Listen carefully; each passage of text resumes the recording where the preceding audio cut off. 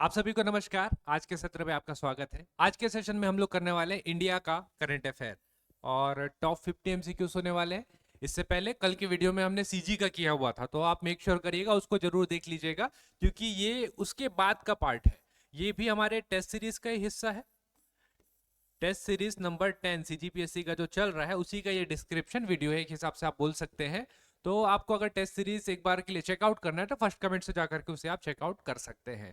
बाकी इसका तो हम लोग डिटेलिंग करेंगे ही। और कल बनेगा तो कल दर्शन का वन शॉट वीडियो आने वाला है, तो मेक श्योर करिएगा अगर आप नए जुड़े होंगे तो चैनल को सब्सक्राइब जरूर कर लीजिएगा और वीडियो को लाइक जरूर करिएगा। इससे आपको नोटिफिकेशन भी हमारे वीडियो का मिलता रहेगा। आइए सबसे पहले हम लोग क्वेश्चन नंबर 1 से शुरुआत करते हैं। डिटेलिंग पे भी ध्यान देंगे हम लोग। सबसे पहले आपका विश्व बिलियर्ड्स शतरंज चैंपियनशिप 2024 का खिताब किसने जीता है? मैग्नस कार्लसन और इयान नेपोन नेपोमनियाची, शायद ऐसा नाम है इनका।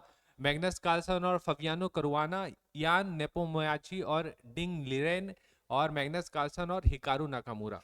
तो ये चार ऑप्शन आपके पास है, आपको बताना है इसका सही क्या हो जाएगा। वैसे चेस भारत के लिए बहुत ही सुंदर साल रहा है, इसको हम लोग देखेंगे।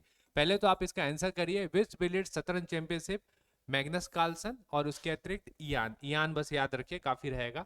महिला है। और मैग्नस कार्लसन पहले कहाँ के हैं आप इसको देख लीजिएगा, तो ये नॉर्वे के हैं। और ये जो इयान महिला है वो कहाँ की है इसको देखिए, तो ये रशिया की है। ये दो तो हो गया। लेकिन जैसा मैंने आपको बोला कि चेस का साल भारत के लिए स्वर्णिम रहा है। कैसे रहा है उसको हम लोग समझते हैं। पहले देखिए, विश्व बिलियर्ड्स शतरंज चैंपियनशिप कहाँ हुआ था? यूएसए में। एक क्वेश्चन ये भी है आपका। इसके अलावा FIDE फेडरेशन है चेस का। FIDE का एक फेडरेशन है, ये करवाया था आपका रैपिड चेस चैंपियनशिप, अभी अभी कंडक्ट हुआ है। रैपिड चेस चैंपियनशिप अभी दिसंबर का न्यूज है। तो इसमें दो विनर रहे, एक मेल में और एक फीमेल में। तो इंडिया के लिए जो सबसे बेहतरीन रहा वो था फीमेल की विनर। वो कौन? कुलेरू हम्पी। कुलेरू हम्पी, इनका नाम आप ध्यान रखेंगे। इसके अतिरिक्त वोल्डोमार मुर्जिन, वोल्डोमार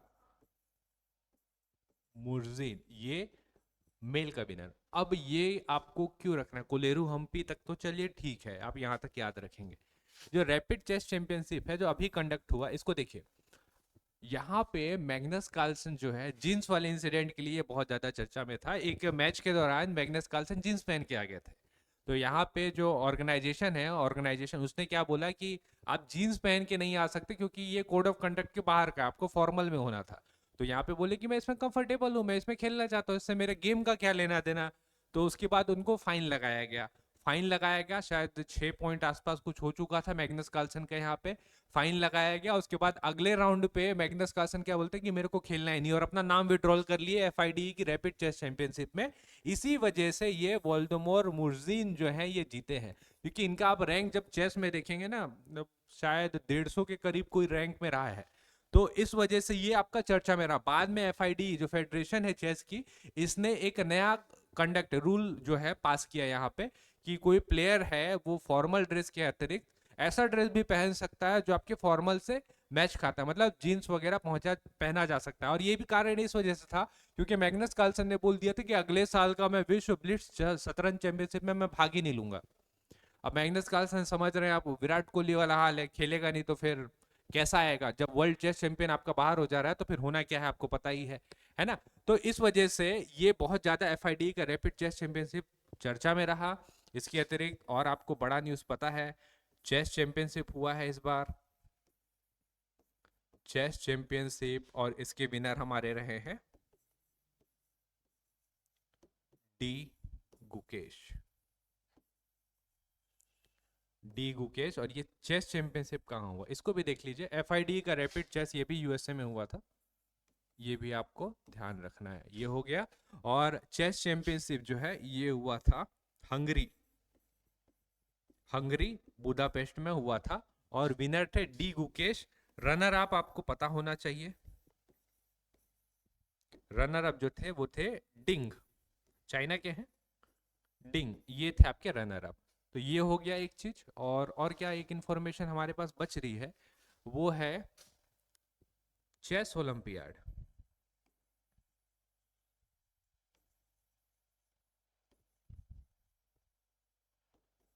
चेस ओलंपियाड, इसमें भी भारत जो है वो गोल्ड मेडल लाया, मेल में भी और फीमेल में भी। तो शतरंज के लिए तो ऐतिहासिक रहा ये वाला साल हम लोग का।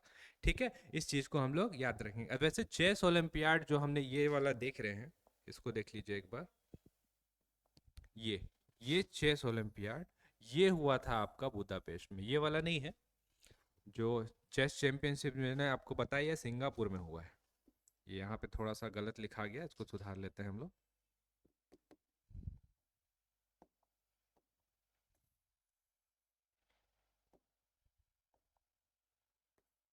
ये सिंगापुर में हुआ, और ये चेस ओलंपियाड ये जो हुआ था ये हुआ था हंगरी, बुदापेस्ट में।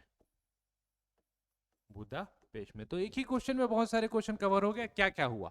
विश्व ब्लिट्ज चेस चैंपियनशिप पूछेगा, मैग्नस कार्लसन और इयान। कहाँ के है मैग्नस कार्लसन? नॉर्वे। और वो कहाँ की है? रशिया। ये हो गया। एफआईडी का रैपिड चेस चैंपियनशिप जो कि यूएसए में हुआ था, चेस चैंपियन कौन? वोल्डोमर मुर्जीन। मेल में, फीमेल में पूछेगा कोलेरू हम्पी। अब भी दिसंबर का न्यूज है ये। ठीक है, तो इसको भी ध्यान रखेंगे, रैपिड चेस चैंपियनशिप। इसके अतिरिक्त चेस ओलंपियाड पूछेगा, भारत मेल और फीमेल दोनों में गोल्ड लाया हुआ था। कहाँ हुआ था पूछेगा तो हंगरी, बुदापेस्ट। उसके अतिरिक्त चेस चैंपियनशिप हुआ इस साल का, तो विनर कौन रहे हमारे पास? D Gukesh, youngest chess champion. इससे पहले भारत को ये उपलब्धि मिली थी विश्वनाथन आनंद 92-93 पे। कितने टाइम के बाद जा करके ये चेस चैंपियनशिप का खिताब हमारे पास आया। इतनी सारी जो चीजें दिख रही है ना, यहाँ से डेफिनेटली एक क्वेश्चन आपको एग्जाम में देखने को मिलेगा ही मिलेगा, निश्चित है। तो इस पॉइंट को ध्यान रखिएगा और अगले क्वेश्चन पे बढ़ते हैं। भारत का पहला समुद्र के ऊपर बना कांच का पुल किस स्थान पर उद्घाटन किया गया? रामेश्वरम, कन्याकुमारी, चेन्नई या महाबलीपुरम? काफी आसान है, और टूरिज्म को बढ़ावा देने के लिए कन्याकुमारी तमिलनाडु में पड़ता है। लागत अगर आप बात करें तो लगभग 37 करोड़ की लागत से इस पुल को निर्मित किया गया है। वहां के टूरिज्म के लिए बहुत अच्छा है, लोग जाएंगे, देखेंगे, घूमेंगे। कांच का बना हुआ है पूरा, आप जाएंगे तो आपको समुद्र नीचे दिखेगा, तो बहुत महत्वपूर्ण है ये वहां के टूरिज्म के हिसाब से।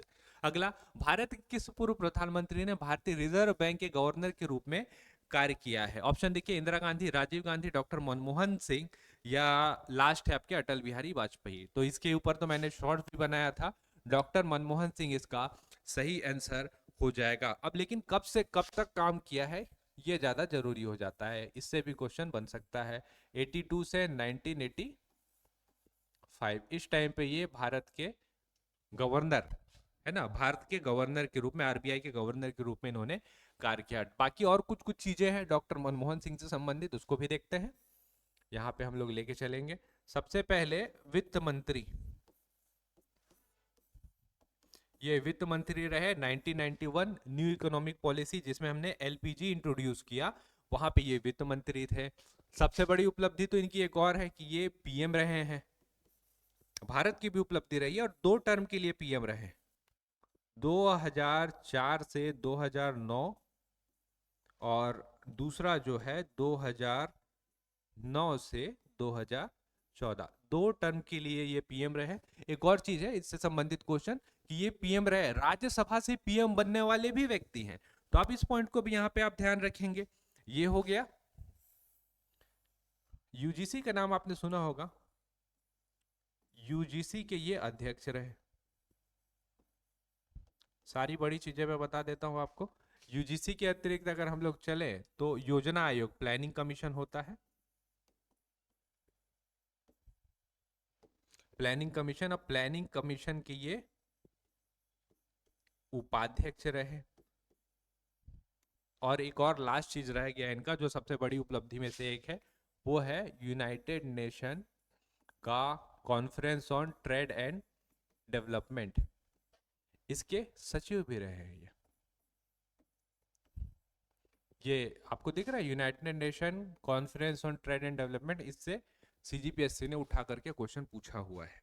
ठीक है, तो इतनी बड़ी बड़ी उपलब्धि इनके नाम पे रही है, और क्वेश्चन आना आपको पता है तय है। आना ही है, अब कैसे बना करके देता है वो देखेंगे, लेकिन आएगा ही आएगा यहाँ से।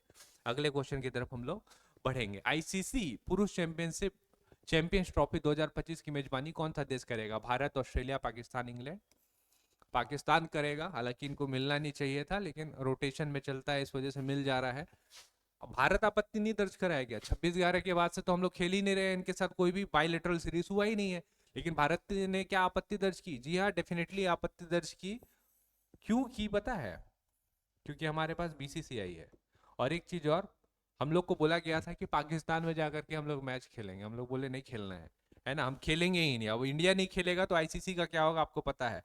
तो फिर एक करार हुआ जहां पे यूएई, यूनाइटेड अरब अमीरात, दुबई, यहाँ के स्थल को, यहाँ के जो ग्राउंड है उसको एक न्यूट्रल ग्राउंड चुना गया, और भारत का जो मैच होगा ना वो यूएई में होगा।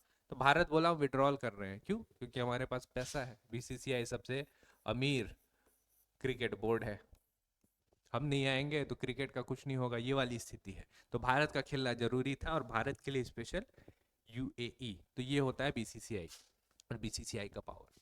अगला, भारत में सुशासन दिवस प्रतिवर्ष कब मनाया जाता है? 20 दिसंबर, 25 दिसंबर, 18 जनवरी और 2 अक्टूबर?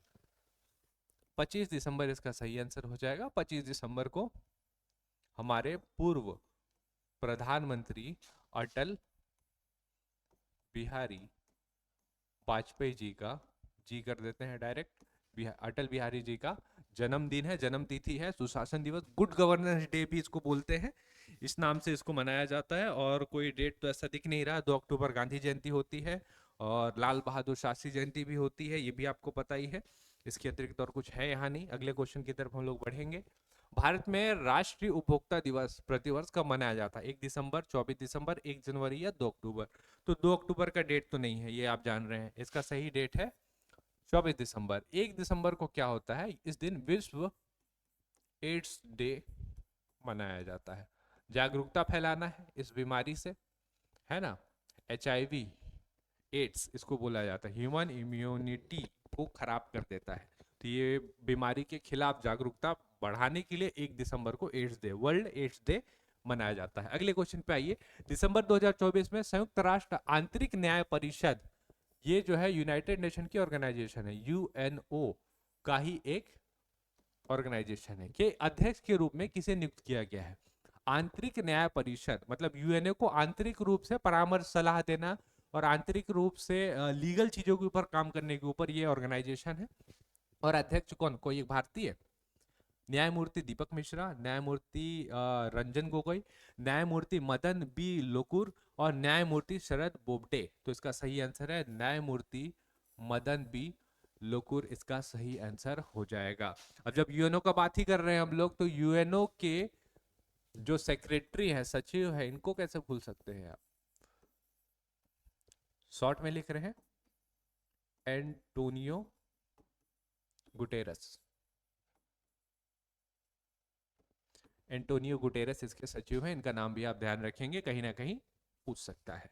अगले क्वेश्चन पे पढ़ेंगे। अंडर 19 एसीसी महिला T20 एशिया कप 2020 किस टीम ने जीता? बांग्लादेश, श्रीलंका, भारत, पाकिस्तान? दूसरा देश जीता तो एमसीक्यू थोड़ी ना होता। भारत इसका सही आंसर हो जाएगा। हराया किसको? बांग्लादेश रनर अप था यहाँ पे। अगले क्वेश्चन पे हम लोग बढ़ेंगे। अगला क्वेश्चन आता है आपका, नवीनतम भारत राज्य वन रिपोर्ट 2023 के अनुसार भारत के भौगोलिक क्षेत्र का कितना प्रतिशत वन और वृक्ष आवरण से आच्छादित है? ऑप्शन दिए हैं 20.17, 20.1, 25.17, 30.17 या 35.17। आपका इंडियन स्टेट फॉरेस्ट रिपोर्ट आया है, उसके आधार पे ये रिपोर्ट आया हुआ है, और इसी के आधार पे हम लोग को देखना है। इसके आधार पे आ जाएगा इसका आंसर 25.17 हो जाएगा। अगर आपसे पूछेगा भारत में कुल वन और वृक्ष आवरण में कितना वर्ग किलोमीटर है, तो वो है आपका 8,27,357 वर्ग किलोमीटर। बस ये दो डेटा आपको ध्यान रखना है। बाकी करंट अफेयर में मैं आपको इंडियन स्टेट फॉरेस्ट रिपोर्ट को मैं डिटेल करवा दूंगा, जब आएगा ना ईयरली आपका, तो वहां पे मैं डिटेल करा दूंगा, इसके लिए टेंशन लेने की आपको आवश्यकता नहीं है। अगले क्वेश्चन पे चलेंगे। अगला क्वेश्चन है, 2024 में प्रधानमंत्री नरेंद्र मोदी को कुवैत द्वारा कौन सा सर्वोच्च नागरिक सम्मान प्रदान किया गया है? तो नागरिक सम्मान इतना सारा मिल गया इनको। Order of merit, the order of Mubarak al Kabir, order of Kuwait या the golden crescent, order of Mubarak al Kabir, ये मिला हुआ है। बहुत सारा और अवार्ड मिला हुआ है। आप अवार्ड की गिनती करेंगे ना तो गिनती गिनते रह जाएंगे। अगले क्वेश्चन की तरफ बढ़ेंगे। अंग्रेजी भाषा श्रेणी के लिए साहित्य अकेडमी पुरस्कार 2024 किसने जीता है? अरुंधति रॉय, झुम्पा लाहिड़ी, स्ट्रीन कीर या चेतन भगत? तो सबसे पहला चीज तो आप ध्यान रखिएगा, साहित्य अकेडमी अवार्ड क्वेश्चन यहाँ से बनता है। और देखा गया है कि रिपीटेडली यहाँ से क्वेश्चन आया, कभी इंग्लिश के लिए, कभी संस्कृत के लिए, कभी हिंदी के लिए, तो क्वेश्चन तो बनेगा, तो इसको आप जरूर देखेंगे। इसका सही आंसर है स्ट्रीन कीरे, कीर लिखा हुआ है, स्ट्रीन कीरे। और किस लिए मिला हुआ है इसको भी जरूर ध्यान रखिएगा। स्पिरिट, स्पिरिट नाइट्स, ये इनकी रचना है स्पिरिट नाइट, इसके लिए इनको मिला हुआ है। अगले प्रश्न पे बढ़ते हैं हम लोग। 2024 में FIDE का वर्ल्ड अंडर 18 यूथ रैपिड और ब्लिट्स दोनों खिताब किसने जीता? ओपन वाला का तो हमने देखा, ब्लिट्स का भी देखा और हमने रैपिड का भी देखा। तो यहाँ पे दोनों खिताब जीतने वाले जो है वो आपके प्रणव वेंकटेश। बहुत बड़ा साल रहा है चेस के लिए, मैंने आपको दोबारा बोला। डी ऑप्शन ध्यान रखिएगा, अंडर 18 पूछेगा तो अंडर 18 पे यही प्रणव वेंकटेश ही हैं जो विनर है। और ओपन में आप देखेंगे तो उधर मैग्नस कार्लसन दिखते हैं, उधर कोलेरू हम्पी दिखती है, अलग अलग लोग थे, तो उसको आप ध्यान रखेंगे। अगला 2024 को भारतीय क्रिकेट परिषद BCCI का अध्यक्ष कौन है? रॉजर बिन्नी इसका सही आंसर हो जाएगा। ठीक है, अच्छा यहाँ पे देखिए जय शाह, जय शाह सेक्रेटरी थे पहले, सचिव, फिर इन्होंने सचिव पद का त्याग किया, और त्याग क्या किया, इनको दूसरे जगह पे चुन लिया गया। और जय शाह अभी जो है आपके ICC के अध्यक्ष आपको मिलेंगे। ठीक, अगले क्वेश्चन की तरफ बढ़ेंगे हम लोग। चंद्रयान 3 के प्रक्षेपण यान का नाम क्या है? यहाँ पे थोड़ा सा मिस्टेक हुआ है, डायरेक्ट इसके आंसर पे आएंगे हम लोग। आंसर देखिए क्या है इसका, LVM3M4, ये प्रक्षेपण यान का नाम LVM3M4। पिछले साल का क्वेश्चन है, आप इसको अभी क्यों करवा रहे हैं, आप ये पूछेंगे।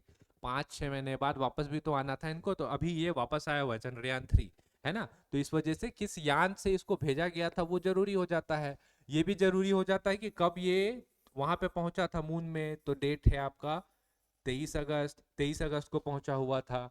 क्या क्या लेके गया था? तो रॉजर था, रोवर था इसका, रोवर। और रोवर के अतिरिक्त इसमें एक लैंडर भी था,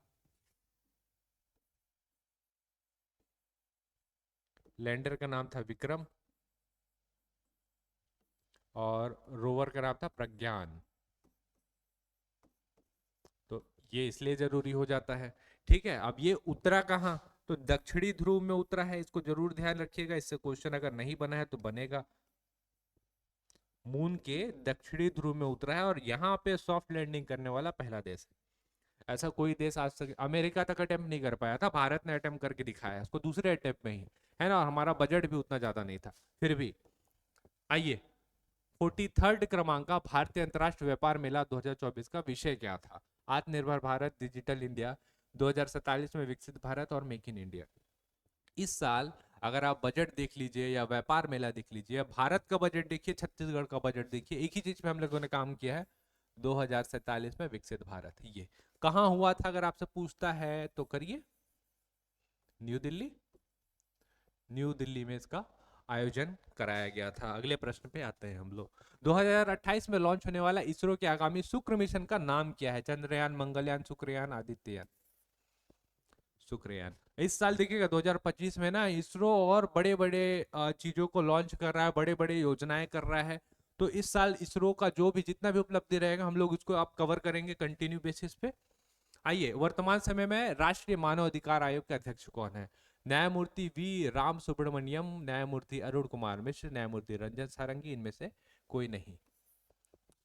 राम सुब्रमण्यम, अभी दिसंबर का न्यूज है ये, अभी दिसंबर में बनाया गया है। नेशनल ह्यूमन राइट कमीशन, तो इसका हेड पूछेगा कौन है, तो न्यायमूर्ति रामा सुब्रमण्यम, ये इसके हेड हो गए हैं अभी, इनको आप ध्यान रखेंगे। अमेरिका ने हाल ही में किसे अपना राष्ट्र पक्षी घोषित किया, अब इसके साथ क्या केस है देखिए।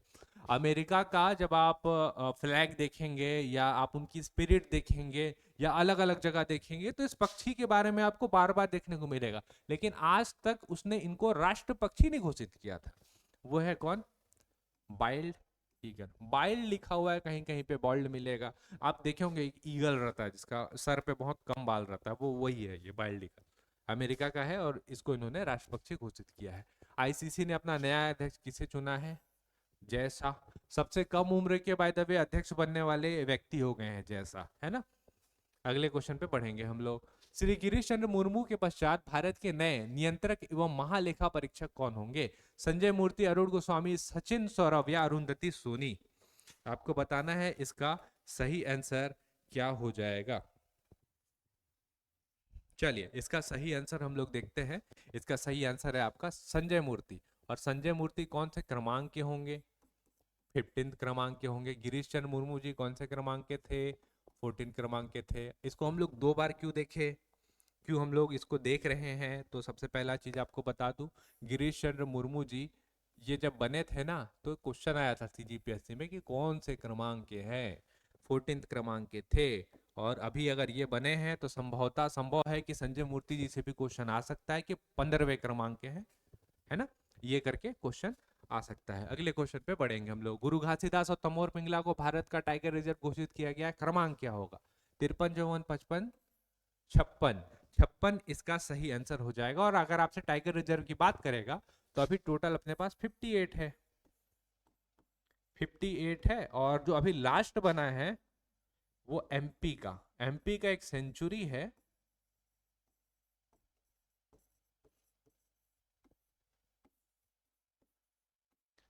एमपी के सेंचुरी का नाम है रातापानी। हिंदी के देखिए इसमें थोड़ा सा गड़बड़ी हो सकता है, एग्जैक्ट स्पेलिंग ना लिखा है, लेकिन आप एमसीक्यूज लगा रहे हैं, आपको नाम पता होना चाहिए बस, आप एमसीक्यूज टिक आराम से कर सकते हैं। तो एमपी का 58 नंबर का बना हुआ सेंचुरी रातापानी, इसको हम लोगों ने अभी अगला अपना टाइगर रिजर्व घोषित किया। ये तो आपको पता ही होगा ना, गुरु घासीदास और तमोर पिंगला कहाँ पे है? सूरजपुर में पड़ता है, छत्तीसगढ़ के सूरजपुर में पड़ता है, सूरजपुर जिला। चलिए अगला, महिलाओं को मुफ्त गैस सिलेंडर उपलब्ध कराने के उद्देश्य से दीपम 20 या 2.0 योजना का शुभारंभ किस राज्य ने किया है? मध्य प्रदेश, आंध्र प्रदेश, तमिलनाडु, दिल्ली? आंध्र प्रदेश। और सीएम है यहाँ के चंद्रबाबू नायडू, इन्होंने चंद्रबाबू नायडू जी ने दीपम 2.0 योजना का शुभारंभ किया है। न्यायमूर्ति हैं हमारे पास संजीव खन्ना जी, और भारत के कौन से क्रमांक के मुख्य न्यायाधीश बने हुए हैं? इसको आपको बनाना है, 50, 51, 52 या 53? तो इसका सही आंसर वैसे 51 है। देखिए बहुत सारा बदलाव आया है अपने पास, हम लोग देखेंगे सीएजी कैग वो चेंज हो गए हैं, आरबीआई के गवर्नर चेंज हो गए हैं, हमारे न्यायमूर्ति चेंज हो गए हैं, सबका क्रमांक आपको ध्यान रखना है। क्रमांक से संबंधित सबसे ज्यादा क्वेश्चन बनने की संभावना रहती है। अगला, नीति आयोग के बहुआयामी गरीबी सूचकांक एमपीआई के अनुसार किस राज्य में गरीबी की दर सर्वाधिक है? छत्तीसगढ़, झारखंड, बिहार या पश्चिम बंगाल? तो सबसे ज्यादा गरीब कौन है ये पूछा हुआ है, सीधा सीधा आंसर है इसका बिहार। अब पॉलिटिकल कारण भी है, आपको पता है, पॉपुलेशन का कारण भी है, आपको पता है ये सारी चीजें। छत्तीसगढ़ का स्थान क्या है पूछेगा तो 8, इकोनॉमिक सर्वे में 8 क्रमांक पे दिया हुआ है। अब जो ये है पहला एक क्वेश्चन और यहाँ से तैयार हो गया ना कि गरीबी सूचकांक जो है राज्यों का वो निकालता कौन है? नीति आयोग। तो वर्ल्ड का भी तो कोई होगा जो निकालता होगा, वर्ल्ड का निकालने वाला जो संस्था है वो है यूनाइटेड नेशन डेवलपमेंट प्रोग्राम। बस इसको भी हम लोग को ध्यान देना है। अगले क्वेश्चन पे बढ़ते हैं। निम्नलिखित में से किस राज्य को भारत का पहला कार्बन मुक्त राज्य होने का गौरव प्राप्त है? अरुणाचल प्रदेश, हिमाचल, मध्य प्रदेश और केरल? हिमाचल प्रदेश इसका सही आंसर हो जाएगा। अगला क्वेश्चन है, निम्नलिखित में से किसे नोबेल शांति पुरस्कार 2024 से सम्मानित किया गया है? इचिरो ओटा, निहोन हिदेनक्यो, हेन केन या क्विंटन एम्ब्रोस? तो सही आंसर है निहोन हिदेनक्यो। अब निहोन हिदेनक्यो जो आपको दिख रहा है एक ऑर्गेनाइजेशन है। देखिए बहुत सारे ऐसे लोग थे जिन्होंने हिरोशिमा और नागासाकी, मतलब जब वहां पे हुआ था, विस्फोट हुआ था, तो वो देखा झेला, कुछ लोग सरवाइव किए, बाद में एक ऑर्गेनाइजेशन खड़ा किए, न्यूक्लियर वॉर से संबंधित और विश्व युद्ध से संबंधित अवेयरनेस फैला रहे हैं ताकि इसको रोका जा सके, वो एक ऑर्गेनाइजेशन है ये, निहोन हिदेनक्यो ऑर्गेनाइजेशन आप बोल सकते हैं। ठीक, ये इनको मिला हुआ है इस बार का नोबल शांति पुरस्कार। नोबल शांति देख रहे हैं तो ये भी आपको पता होना चाहिए कि नोबल शांति किसको, नोबल शांति के अतिरिक्त नोबल पुरस्कार किसको किसको मिला हुआ है। नोबल पुरस्कार किसको किसको मिला हुआ, बुकर पुरस्कार, रेमन मैग्सेसे पुरस्कार, ये बड़े बड़े पुरस्कार हैं, ये पूछे जाते हैं तो आपको पता होना चाहिए। वैसे सिंगल शॉट वीडियो में हम लोग इसको कवर करेंगे। मिस इंडिया यूएसए 2024 का खिताब किसने जीता? कैटलीन, सेंड्रा, नील, विक्टोरिया केजर, थेल्विंग, निकिता पारवेल, क्रिस्टलिना पिस्कोवा। तो चारों के चारों नाम जो है यहाँ पे आपको दिख रहे हैं, इन्होंने कुछ ना कुछ तो अचीव किया हुआ है। हम लोग एक एक करके देखते हैं। सबसे पहले इसको देखिए, इसका आंसर जो है वो है कैटलीन सेंड्रा नील, ये हो गया। अब क्रिस्टलिना पिस्कोवा, इनको जरूर ध्यान रखिएगा क्योंकि ये विश्व सुंदरी, विश्व सुंदरी है। इसके अतिरिक्त विश्व सुंदरी से ज्यादा पता है आपको यहाँ पे क्या जरूरी है, ये क्यों मैंने आपको बोला ध्यान रखने के लिए, क्योंकि इसका जो ऑर्गेनाइजेशन हुआ था, ये जहां पे ऑर्गेनाइज हुआ था वो मुंबई में हुआ था, जहां पे इनको क्राउन पहना गया क्रिस्टलिना पिस्कोवा को, है ना। जहां पे यहाँ पे जो है ये मुंबई में आयोजित किया गया था और ये विश्व सुंदरी मतलब बनी हुई है। और देखिए निकिता पारवेल एक नाम आपको दिख रहा है, ये मिस इंडिया। एक और नाम दिख रहा होगा विक्टोरिया केजर थेल्विक, तो फिर इनको मिस यूनिवर्स करते हैं। ये चारों नाम आपको ध्यान रखने हैं, ठीक है। अगले क्वेश्चन पे बढ़ते हैं हम लोग। 2023 का साहित्य हिंदी एकेडमी पुरस्कार संजीव कुमार जी को उनकी किस रचना के लिए मिला? चलिए पता तो चल गया, साहित्य एकेडमी का अवार्ड जो है वो संजीव कुमार जी को मिला हुआ है। तुमड़ी के शब्द दीवार में खिड़की हिम तरंगनी या मुझे पहचानो, तो एक बार आप इसको ट्राई करके देखिए, इसका सही आंसर क्या होगा।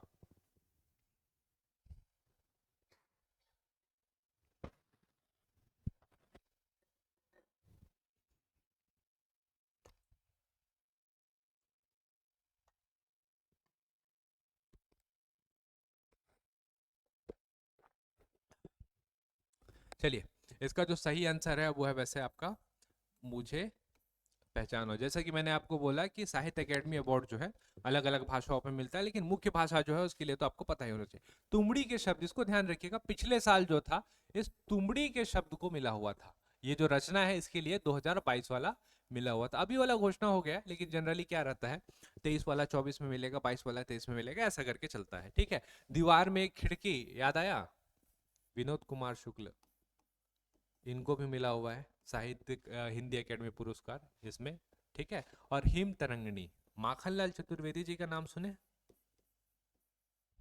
डेफिनेटली सुने होंगे, तो इनको पहला मिला हुआ था।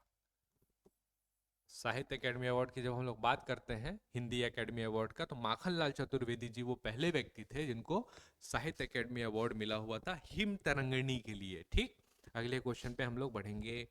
आइए, बहुचर्चित tennis grand slam 2024 Wimbledon open का खिताब किस खिलाड़ी ने जीता हुआ है? ऑप्शन देखिए क्या क्या है। नोकोविक, Novak Djokovic, Carlos Alcaraz, Rafael Nadal या जेनिक सिनर, ये चार ऑप्शन आपके पास दिए हुए हैं। पहले तो सीक्वेंस जमाते हैं हम लोग। सबसे पहले आपका ऑस्ट्रेलियन ओपन होता है शुरुआत में, अभी जनवरी फरवरी में होगा, देखिएगा। उसके बाद आपको फ्रेंच ओपन देखने को मिलेगा, क्ले कोर्ट के लिए जाना जाता है। उसके बाद विंबलडन होता है और एट लास्ट जो रहता है वो यूएस ओपन होता है। अब यहाँ पे दो लोग चारों को जीते हुए हैं, जैसे समझते हैं यहाँ पे। पहले इसका आंसर देखिए, विंबलडन ओपन किसने जीता? कार्लोस अल्काराज, ये रहा कार्लोस अल्काराज। और फ्रेंच ओपन भी कार्लोस अल्काराज ने ही जीता हुआ है। ये तो हो गया। अब जो ऑस्ट्रेलियन ओपन और यूएस ओपन की जब हम लोग बात कर रहे हैं तो दोनों को भी किसी एक व्यक्ति ने ही जीता होगा। तो ऑस्ट्रेलियन ओपन और यूएस ओपन, इसको जीतने वाला जो व्यक्ति है वो है आपका जेनिक सिनर, ठीक है। अभी यही है उभरते सितारे, यही सारे उभरते सितारे हैं। अब देखिए, क्योंकि नोवाक जोकोविक ये भी ठीक है, थोड़े से तो एजेड हो रहे हैं, धीरे धीरे इनका भी समय आएगा, उस टाइम पे शायद यही दो लोग आगे चल के संभालेंगे। राफेल नडाल को क्यों याद रखेंगे? रिटायरमेंट इन्होंने घोषणा किया है, इसी साल इन्होंने रिटायरमेंट ले लिया है, तो इस वजह से भी ध्यान रखेंगे। इनसे संबंधित भी क्वेश्चन बन सकता है क्योंकि महानतम प्लेयर की श्रेणी में जाना जाता है। रॉजर फेडरर, राफेल नडाल, ये सारे लोग महानतम प्लेयर्स की श्रेणी में जाएंगे। 16वें वित्त आयोग के अध्यक्ष कौन है? अरविंद पनगड़िया, एन के सिंह, अमिताभ कांत, उर्जित पटेल। अरविंद पनगड़िया का सही आंसर है। एन के सिंह 15th जो वित्त आयोग थे उसके अध्यक्ष। अमिताभ कांत नीति आयोग के सीईओ है। इसके अतिरिक्त उर्जित पटेल आरबीआई के पूर्व गवर्नर है, एक्स गवर्नर कर दे, एक्स गवर्नर है। अगले क्वेश्चन पे हम लोग बढ़ेंगे। अगला है श्री संजय मल्होत्रा को आरबीआई का नवीनतम गवर्नर नियुक्त किया गया, उनका क्रमांक क्या होगा? इससे पहले शक्तिकांत दास जी थे 24वें क्रमांक के, तो बाय डिफॉल्ट 25वें क्रमांक के, तो बाय डिफॉल्ट इनका जो आएगा क्रमांक वो आएगा 26। ठीक है, 26 क्रमांक के ये आपके आरबीआई के गवर्नर हो जाएंगे। और इससे पहले शक्तिकांत दास जी थे, इसको भी आप ध्यान रखेंगे। अगला, ब्रिटिश लेखिका समांथा हार्वे, इनको मिला है बुकर पुरस्कार 2024 से सम्मानित किया गया। इनकी किस रचना के लिए? क्यों जरूरी है रचना? ऑर्बिटल, प्रॉफिट सॉन्ग, कैरोस, या इनमें से कोई नहीं? ऑर्बिटल के लिए, क्योंकि आज तक ना किसी भी स्पेस एडवेंचरस नॉवेल को ये खिताब ही नहीं मिला था, तो इस वजह से बहुत महत्वपूर्ण और हो जाता है कि हाँ चलो इस टाइप का चीज को भी मिल सकता है। आपको पता होगा बुकर के अलावा एक इंटरनेशनल बुकर भी होता है। मैन बुकर होता था, मैन खैर एक ऑर्गेनाइजेशन था जो पैसा लगाता था, फंड करता था, वो तो हट गया, इसलिए इंटरनेशनल बुकर,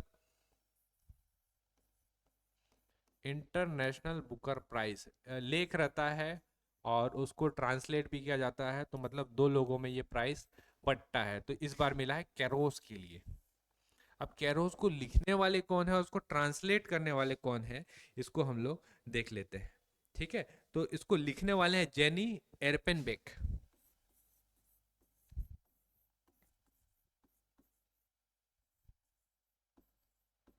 जेनी एरपेनबेक लिखने वाले, और ट्रांसलेटर होपमैन।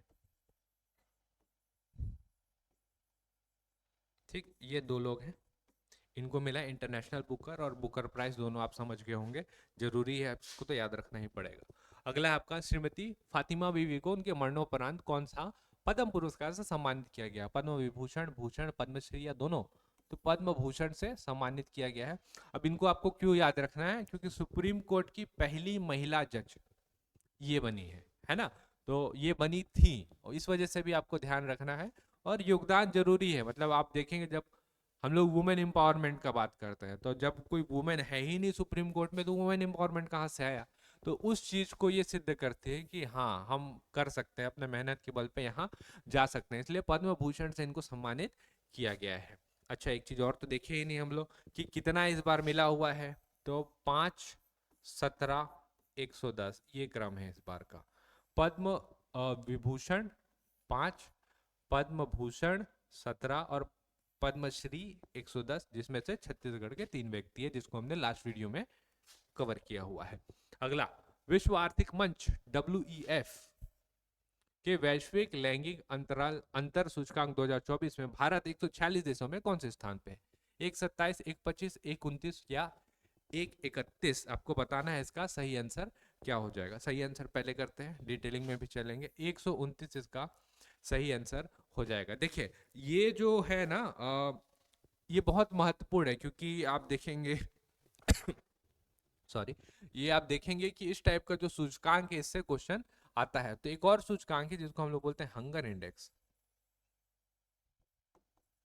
हंगर इंडेक्स में भी कुछ ना कुछ तो नंबर होगा भारत का। एक रहता है आपका जिसको बोलते हैं हम लोग HDI, ह्यूमन डेवलपमेंट इंडेक्स, तो इसमें भी भारत का कुछ ना कुछ नंबर होगा। तो वर्ल्ड ग्लोबल हंगर इंडेक्स में 105 नंबर पे हैं हम लोग, और HDI इसमें हम लोग का स्थिति जो है अच्छा होना चाहिए था, लेकिन थोड़ा सा खराब हो रहा है, 134 में है, 134 में आ गए हैं। और ये तो पता ही है आपको, HDI पैमाना रहता है, 3 चीजें रहती है, 3 चीजों को देखा जाता है। इकोनॉमिक्स में खैर हमने इसको कवर भी किया हुआ था। लाइफ एक्सपेक्टेंसी रहता है, एजुकेशन रहता है, और पर कैपिटा इनकम रहता है, ये 3 चीज रहती है HDI को नापने का पैमाना। अगला, देश के पहले संविधान संग्रहालय का उद्घाटन कहाँ किया जाएगा? आंध्र प्रदेश, हरियाणा, उत्तर प्रदेश या दिल्ली? हरियाणा, सोनीपत, शायद सोनपत है, हरियाणा का सोनीपत, ठीक है, हरियाणा का सोनीपत है जहां पे इसका उद्घाटन किया जाएगा। फिक्की का नया अध्यक्ष किन्हें चुना गया है? रितेश अग्रवाल, हर्षवर्धन अग्रवाल, अनीश शाह, रिद्धमान वर्मा, हर्षवर्धन अग्रवाल इसका सही आंसर हो जाएगा। अगले क्वेश्चन पे बढ़ेंगे। हाल ही में डोनाल्ड ट्रंप ने राष्ट्रपति चुनाव जीतकर अपना दूसरा कार्यकाल शुरू किया, उनका क्रमांक क्या होगा? खैर कार्यकाल शुरू नहीं किया है, लेकिन बहुत सारे लोग जब तक वीडियो देखेंगे कार्यकाल शुरू कर देंगे। 20 जनवरी आसपास का डेट है जब ये अपना दूसरा कार्यकाल शुरू करेंगे और 47 क्रमांक के होंगे। वो बहुत ज़्यादा जरूरी है डोनाल्ड ट्रंप का कार्यकाल। अभी इतना मिडिल ईस्ट में आप देखेंगे इतना बड़ा भीषण युद्ध हो रहा है, क्या कर पाते हैं क्या नहीं कर पाते हैं, देखेंगे इसको, समझेंगे इसको। अगला है, हाल ही में बंगाल की खाड़ी पे एक चक्रवात तूफान आया था जिसका नाम क्या था? फेंगल, लिली, दाना या ए और सी? दोनों आया है, फेंगल भी आया है, दाना, मतलब डी ऑप्शन आपका सही हो जाएगा। 1 अक्टूबर का है और एक आपका नवंबर का है। अच्छा, तब क्या चक्रवात का नाम भी हम लोग याद करते चले गए? जी हाँ, आपको याद करना पड़ेगा। वनडे एग्जाम की जब आप बात करते हैं ना, CGPSC भी ले लीजिए या व्यापम भी ले लीजिए, वहां पे क्वेश्चन आ जाता है। अब वो पूछ देता है आपका, एक चक्रवात का नाम उठा करके पूछ देगा, बताइए कि ये चक्रवात कहाँ आया था। उस टाइम पे आप कंफ्यूज रहेंगे। अगला, हाल ही में आध्यात्मिक गुरु श्री श्री रविशंकर जी को फिजी ने अपना सर्वोच्च नागरिक सम्मान प्रदान किया था, वो किस लिए प्रसिद्ध है? Art of ignoring, art of relaxing, art of living या आर्ट ऑफ लविंग? बहुत महत्वपूर्ण क्वेश्चन है, और जो श्री श्री रविशंकर के बारे में नहीं जानते हैं थोड़ा बहुत रिसर्च करिएगा। बहुत ही अद्भुत कला है इनकी, एक आर्ट ऑफ लिविंग। ये इसकी शिक्षा देते हैं और अंतर्राष्ट्रीय मंच पे भी सिखाते हैं, राष्ट्रीय मंच पे भी सिखाते हैं। मतलब आप ब्रीदिंग एक्सरसाइज से रिलेटेड है, कभी आप अटेंड करेंगे तो आपको समझ में आएगा कि मतलब लाइफ जीने के लिए बहुत बेहतरीन चीज है ये। आइए, 2024 का क्वाड का समिट कहाँ आयोजित किया गया था? अमेरिका, ऑस्ट्रेलिया, भारत या जापान? इस बार तो अमेरिका में हुआ था। और जब हम लोग क्वाड की बात करते हैं तो यही 4 देश है, अमेरिका, ऑस्ट्रेलिया, भारत और जापान। अब इसको निर्मित क्यों किया गया था, ये एक इंटरेस्टिंग क्वेश्चन है, क्योंकि अब पैसिफिक ओशियन की जब हम लोग प्रशांत महासागर की बात करेंगे तो वहां पे चाइना का प्रभाव जो है कंटिन्यू बढ़ रहा था, है ना?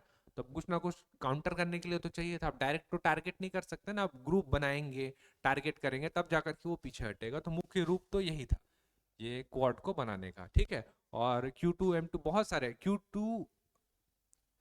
U2I2 करके भी एक ऑर्गेनाइजेशन है, वो भी क्वाड है। क्वाड मतलब तो 4 होता है ना? U2I2 करके भी एक ऑर्गेनाइजेशन आपको मिलेगा। हाल ही में चर्चा में रहा स्पेस एक्स कंपनी का CEO कौन है? Bill Gates, Elon Musk, Sam Altman या लिंडा याकरीनो? स्पेस एक्स को तो सब जानते हैं ना, एलन मस्क इसके CEO हैं, है ना? क्रेजी आदमी है भाई ये। क्या क्या करते हैं एलन मस्क? इसके अतिरिक्त X.com के ओनर है, इसके अलावा न्यूरा लिंक के CEO हैं, इसके अतिरिक्त टेस्ला के CEO है, इसके अतिरिक्त क्या बच गया आपका? X.com, Neura link, Tesla, boring company,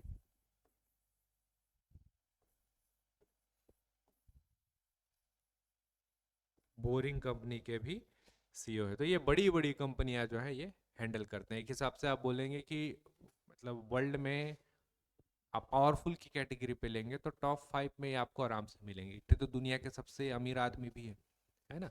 ये तो हो गया सैम अल्टमैन। चैट जीपीटी आपने सुना होगा, पेरेंट कंपनी है ओपन एआई, उसके CEO ये हैं। निकाल दिए थे फिर वापस ले आया, चलते रहता है। ये लिंडा यैकरीनो, इनका नाम भी चर्चा में था, और ये CEO है किसकी? X.com की, यानी कि ट्विटर। ये इंफॉर्मेशन जो आपको ध्यान रखना है। अगले क्वेश्चन पे आते हैं हम लोग। निम्न में से किन्हें भारतीय वायुसेना का प्रमुख बनाया गया? AP सिंह, दिनेश त्रिपाठी, उपेंद्र त्रिवेदी या अनिल चौहान?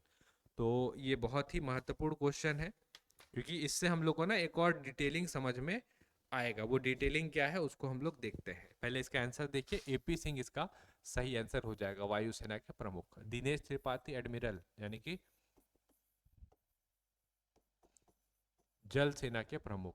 उपेंद्र द्विवेदी जी थल सेना के प्रमुख। Anil Chauhan ji chief of defence staff.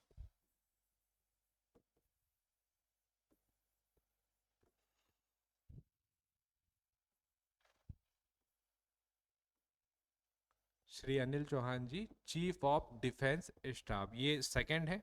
इससे पहले वाला आपको इंसिडेंट पता है, दुर्भाग्यपूर्ण रहा था, और उसके बाद उनका निधन हो गया था और अनिल चौहान जी को अभी बनाया गया है, ठीक है। 45 क्रमांक का शतरंज ओलंपियाड 2024 का आयोजन कहाँ किया गया था? Russia, Hungary, Germany, France. Russia, यहाँ पे रशिया नहीं होगा, हंगरी होगा। हंगरी के बुदापेस्ट में इसका ऑर्गेनाइजेशन कराया गया था, इसको हमने ऑलरेडी कवर किया हुआ है। पेरिस ओलंपिक 2024 में भारत ने कितने पदक जीते? 5, 6, 7 या 8? स्थिति उतनी सही नहीं थी, 6 पदक जीते जिसमें से 1 सिल्वर। आपको पता ही है सिल्वर किनका है, नीरज चोपड़ा। इसके अलावा 5 जो थे हमारे पास ब्रॉन्ज थे, और ब्रॉन्ज में भी इस 5 में 2 ब्रॉन्ज जो थे वो तो मनु भाकर के थे। मनु भाकर शूटिंग के लिए इनको इस बार जो है खेल रत्न से सम्मानित किया जा रहा है। मैंने इसको भी आपको कवर कराया है, इसको भी आप जरूर ध्यान दीजिएगा कि क्या क्या किसको किसको मिल रहा है। सबसे अच्छा हम लोग का पता है आपको परफॉर्मेंस कहाँ रहा? पैरा ओलंपिक में।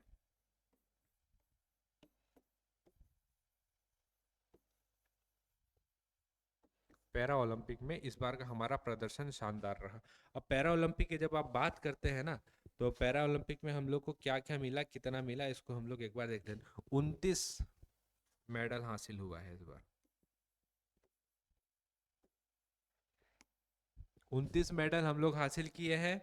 7 गोल्ड, 9 सिल्वर, 7 गोल्ड, 9 सिल्वर और 13 कांस्य। तो ये है इसका रेशियो, देखिए 7 गोल्ड, बहुत बड़ा चीज होता है। ठीक है, अगले क्वेश्चन की तरफ हम लोग बढ़ेंगे। वर्ष 2024 का आईसीसी टी20 विश्व कप का खिताब किस टीम ने जीता था? भारत। मूवमेंट हम भूल ही नहीं सकते, है ना। भारत जीता था, कितने साल बाद ट्रॉफी आई। भारत में अब तक कितने रामसर स्थल को घोषित किया जा चुका है? 75 थे। आजादी का जब 75वां साल गिरा हम लोग बना रहे थे उस टाइम। अभी करंट में ये 85 हो गया है। अगला है, विश्व खाद्य सुरक्षा दिवस कब मनाया जाता है? 6 जून, 7 जून, 8 जून या 9 जून? इंटरेस्टिंग क्वेश्चन है। इसको मनाया जाता है हम लोग का 7 जून को, विश्व खाद्य सुरक्षा दिवस। एक तो हम लोग खाद्य सुरक्षा के लिए बहुत अच्छा कर रहे हैं, आपको पता है छत्तीसगढ़ में भी चलता है, भारत में भी चलता है। हम लोग तो खाद्य से संबंधित कानून भी लाए हुए हैं। सोसाइटी में जो चावल मिलता है उसी से संबंधित है। भारत में कितने महारत्न कंपनी है? 11, 9, 14 या 12? अब 14 हो गए हैं, और अभी जो नया कंपनी जुड़ा है वो है HAL, हिंदुस्तान एरोनॉटिक्स लिमिटेड, इसको ऐड किया गया है। अगला क्वेश्चन है आपका, निम्न में से किसे ऑल इंडिया रेडियो के नए महानिदेशक बनाया गया? मौसमी चक्रवर्ती, वसुधा गुप्ता, लियोनेल फेल्डन या भारती विद्या? मौसमी चक्रवर्ती इसका सही आंसर है। इससे पहले ये जो वसुधा गुप्ता जी है ये पूर्व थी एक महिला, इनको बनाया गया, और बड़ी बात है, वुमेन एम्पावरमेंट हमको यहाँ से समझ में आता है। अगला, साल 2024 में भारत के मोइदमस को यूनेस्को की विश्व धरोहर सूची में शामिल किया गया था। इससे भारत के विश्व धरोहर स्थलों की संख्या कितनी हो जाएगी? 41, 42, 43 या 44? इसका जो सही आंसर है वो हो जाएगा आपका 43। अब ये है क्या? मोइदमस का यूनेस्को, है ना, तो ओहोम राजवंश का टीला दफनाने की प्रणाली है, इसको ध्यान रखिएगा। अहोम लिखते हैं इसको।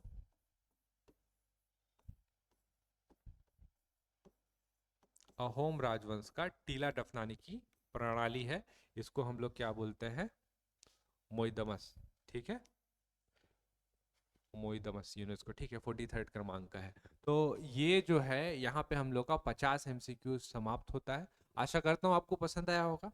आपके कोई सुझाव है या आप किसी विशेष टॉपिक में अलग से वीडियो चाहते हैं, नीचे कमेंट जरूर करिएगा। और ये वीडियो अच्छा लगा तो लाइक जरूर करिएगा। जो नए जुड़े होंगे वो जुड़ जाइए, सब्सक्राइब कर लीजिए। 50 में आपके कितने आ रहे हैं? अगेन मेरे को लगता है कि 45 तक आ जाना चाहिए, 42 से 45 तक आ जाना चाहिए। नहीं आ रहा है, 2-3 बार वीडियो देखिए, आएगा, डेफिनेटली आएगा, है ना। और अगला हम लोग एक 1 शॉट वीडियो करेंगे दर्शन के ऊपर, तो बी प्रिपेयर। थोड़ा बहुत दर्शन जो आता है आपको वो पढ़ लीजिए, कोशिश करेंगे एक वीडियो में हम लोग कवर करने का प्रयास करेंगे उसको। चलिए आज के लिए करते हैं हम लोग यहीं तक। आप सबका बहुत बहुत धन्यवाद, अगले वीडियो में मिलते हैं।